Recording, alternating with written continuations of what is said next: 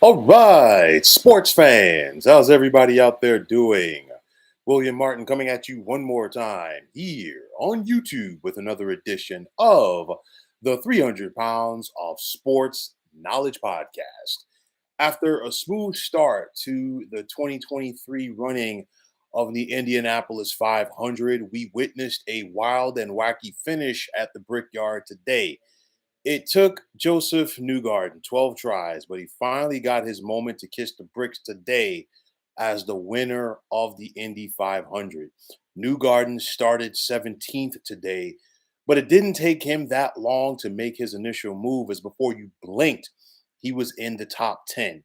And with so many starts and restarts in the final 10 laps or so of this race, Newgarden was able to get the best of Marcus Ericsson on the final lap in order to win, and also deny Ericsson the opportunity of going back to back at the Brickyard. It's another win for Roger Penske at Indy, as this now marks his 19th win as an owner at the Indianapolis 500. We saw pure emotion from Newgarden after he won today. He stopped his car at the finish line. He got out, and nobody really expected what was coming next from Newgarden as he went under the fence and went deep into the fans at Indy as he wanted to celebrate that moment with them. And then, of course, came back um, down to the race level and he was able to celebrate with his team as well as his family. Newgarden appeared to be in position earlier to win this race. You go back to the restart after a red flag that took out Pato Award, and Pato Award had a very solid car today, and he looked like he had a chance to win. And of course, on that restart, when Award and Marcus Ericsson made slight contact, Newgarden appeared to be well on his way at that point to being able to win. But on the final restart of this race, Newgarden was able to get around Marcus Ericsson, and Ericsson was doing his hardest to try to hold him off, almost in the fashion that he held off Pato Award last year to win the race. But this time it was for naught, as Newgarden simply would not be denied. And, for Joseph Newgarden, he finished second overall in the points race last year to his teammate with Penske and Will Power, but today belonged to number two. It was a tough fourth place finish for Alex Palou. And you think about how strong he was very early on in this race. He was a pole sitter. And Alex Palou and Rinus VeeKay early on looked like they were going to be two of the guys that could be potentially duking it out at the finish line at the end. But of course, Palou was hit in the pits by VK. He was able to, get a new front wing and get back into the race because he had a very strong car. And then, of course, Rinus VK had the penalty as he had to drive through a pit row for coming in contact with Palou during this race. But nonetheless, even for VK after that, he still found a way to finish 10th. But for Palou, he was able to rebound and get to fourth after being in the pit after falling to nearly the back of the pack. So it just makes you wonder what could have been for Alex Palou today if not for the collision in the pits. Thank goodness that Felix Rosenquist, Kyle Kirkwood were not seriously injured today, as well as the fans at the Indy 500. We saw Rosenquist lose control of his car. He went into the wall and on back carom, whereas many drivers were able to avoid Rosenquist. The back left wheel of Kyle Kirkwood's car came in contact with Rosenquist's car. It sent a tire flying over the fence. Thank goodness that it did not injure any spectators. It did make contact with the car outside, but of course, obviously, that situation could have been a lot worse. We saw Kurtwood's car go upside down as it made contact with the wall. The race crew was able to get that car back on its right side. They were able to get Kurtwood out of the car unscathed. He was taken to the care center at the Indianapolis Motor Speedway, was able to walk most importantly, and also conduct interviews afterwards. So you know that he's in a better spot. And like again, it looks scary, but it could have been a lot worse. Credit to everybody involved as well as also, the technology over the years that has improved driver safety in the vehicles. It was a tough day for Graham Rahal. This could have possibly been his last Indy 500 race. He finished 22nd today as he was a replacement driver for Stefan Wilson, who was injured during the week. And of course, Rahal didn't appear that he was going to make it. He failed to qualify for the Indy 500. He was very emotional and rightfully so. But he got a second opportunity. And then, just as the cars left pit road to make their way to do the several laps to get warmed up for the race, his car went dead. Had to come back to the pits, started at the back of the field, started 2 laps down, and Rahal, never gave up, never quit, and he found a way to finish 22nd. So from where he started, obviously it's not the finish that he wanted or his team, but nonetheless, you still got to be happy to finish the race today. Will Power, he looked strong early on. He was in the top 10 for the most part.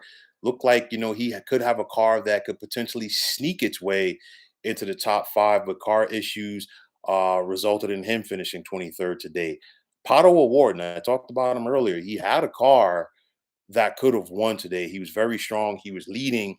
And on a couple of those restarts late, Pato Award definitely had a car that was, viable to get to the checkered flag. But nonetheless, um, he had some issues early on with fuel. It looked like it was going to work out, but then, just making enough contact with Ericsson. And I think it wasn't just a contact with Ericsson at that point. I think it was, coming on the grass as well. He lost control of the car, and at the end of the day, that was it. Now, Pato Award was frustrated with Ericsson after the race, but nonetheless, we saw Award be on the flip side of this several weeks ago in Long Beach, where it was Scott Dixon who was upset with Pato Award as he felt that Award did try to undercut him on a turn. And then, of course, both of them, did not finish the race. Scott Dixon was vehemently upset over that. And now it's kind of like Pato Award is on the other side of that. But nonetheless, he did have a good car today. So let's see how he bounces back for the rest of this season. The swan song for Tony Kanaan. And you think about Tony Kanaan and what he's meant to the IndyCar circuit for about the last 2 decades. He said this is it for him at Indy. He finished 16th today. He got a huge ovation when the drivers were introduced prior to the start of the race, as he typically does. And of course, all of the race fans there know how important that he has been to the Indianapolis 500 and IndyCar as a whole for about the last 2 decades. He's won the race before himself.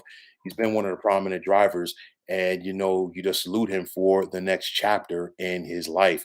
Now, like I talked about it before, and I'll talk about it again, these late restarts were insane. And on the last one, anybody in that top five, in my opinion, really had a chance to win. It just all depended on who got the quick jump. Marcus Ericsson, you had Newgarden, you had Santino Ferrucci, Alexander Rossi, Alex Palou, and even Scott Dixon, who finished sixth. All of them had legit chances to pull it off. And at that point, of course, the pit strategy is out of the window. Early in this race, in the first 100 laps or so, obviously it was all about the pit strategy, gauging to see how far you could push your car. And I really thought the cars that had an opportunity to maybe pit through laps 33 to 36 first time around and get that good start and build upon that, and maybe only have to make 5 stops as opposed to 6, we're in a better spot.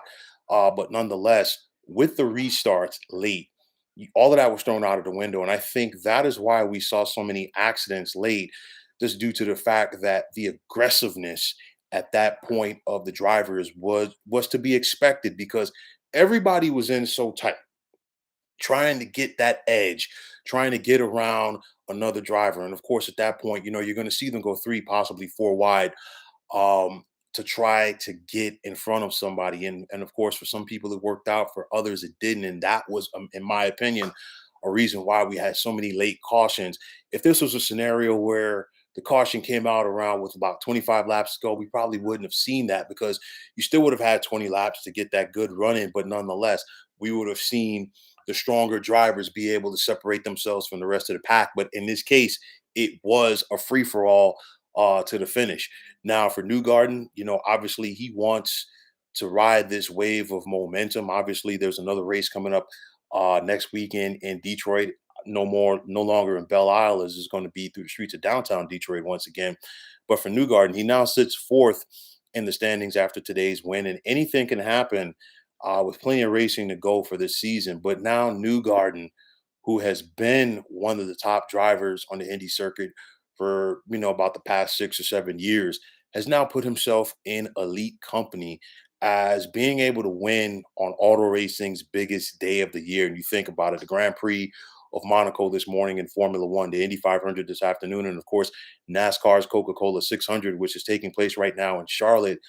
But in my opinion, there's nothing really sweeter than being able to kiss the bricks at the Brickyard and drinking that milk. And of course, Joseph Newgarden will forever have his name etched in IndyCar and racing lore, because the Indy 500 winners is kind of like the Daytona 500 winners as well. You never forget who those guys are. Now, of course, for a guy like Joseph Newgarden, who has been prominent, his name is now alongside his teammate Will Power, who won this race several years ago, Helio Castroneves, Tony Kanaan, guys that he has competed against. And then, of course, so many great drivers on the IndyCar circuit, before him, the Al Unser Juniors, the AJ Foyts, and so many others. But nonetheless, this was Joseph Newgarden's moment in the sun. He embraced it with his fans, he embraced it with his family, he embraced it with his team. And now he has an opportunity to check mark, or check off rather, winning the Indy 500 off of his bucket list. It was a great day for racing. A little bit of controversy at the end. I know some drivers were not thrilled with the race, or mad dash, if you will. But at the end of the day, for IndyCar, it's not a NASCAR type thing where NASCAR will say, you know what, we're going to go to overtime until somebody wins this race. IndyCar wanted to get the 200 laps in. I wish that they had gone for the red flag maybe a lap or two sooner after the last accident, just to give drivers the opportunity to maybe get up to full speed, if you will. But, just credit for Newgarden. He saved his best for last. We're talking about a guy today that started 17th and only led 5 laps. And of course, he led the most important lap, which was the final lap. But nonetheless, it was all about that late strategy. Who got the best of that restart? It was Joseph Newgarden, and that's why he is your 2023 winner of the Indianapolis 500.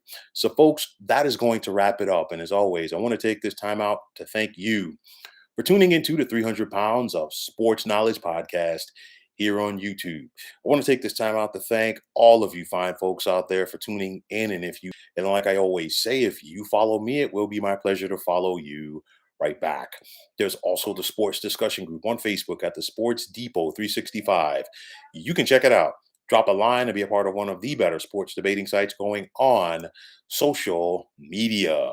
So once again, fine folks, my name is William Martin, and I'm signing off. And I'm saying take care and have yourselves a wonderful day.